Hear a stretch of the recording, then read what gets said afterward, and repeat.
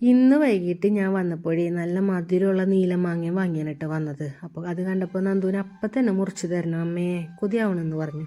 അപ്പം ഞാൻ കയ്യോടെ തന്നെ മുറിച്ച് കൊടുത്തിട്ടാ. വല്ല കാലത്ത് ഇങ്ങനെയൊക്കെ പറയാറുള്ളൂ. അപ്പോൾ അതൊക്കെ കഴിച്ച് കഴിഞ്ഞപ്പോഴേക്ക് രണ്ടെണ്ണം അപ്പുറത്ത് നല്ല പോലെ ഇടി കൂടിയിരുന്നിട്ടാ. അപ്പം ഞാൻ ഒച്ചെടുത്ത് നല്ല ചീത്ത പറഞ്ഞതിൻ്റെ നല്ല അടി കിട്ടുവട്ടാന്ന് പറഞ്ഞപ്പോഴേക്കും നന്ദ എൻ്റെ കൂടെ അടുക്കളയിലേക്ക് വന്നിട്ടുണ്ട് കേട്ടോ.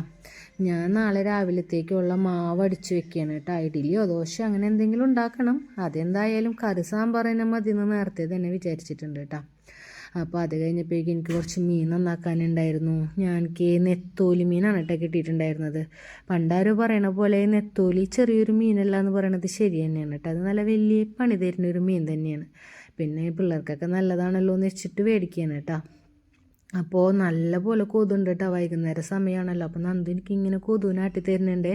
അപ്പോൾ അതൊക്കെ നന്നാക്കി കഴിഞ്ഞു. പൊരിക്കാനുള്ളത് വേറെ, കറി വയ്ക്കാനുള്ളത് വേറെ, അതൊക്കെ രണ്ട് രീതിയിലൊക്കെ സെറ്റ് ചെയ്ത് ഫ്രിഡ്ജിൽ വെച്ച് കഴിഞ്ഞിട്ട് ഞാൻ അവിടെയൊക്കെ ക്ലീൻ ചെയ്യാനായിട്ട്. അപ്പോൾ നമുക്ക് വിളക്ക് വയ്ക്കാനുള്ള നേരമായിട്ടുണ്ട്. അപ്പോൾ ഇത്രയേ ഉള്ളൂ. Tata bye bye, see U.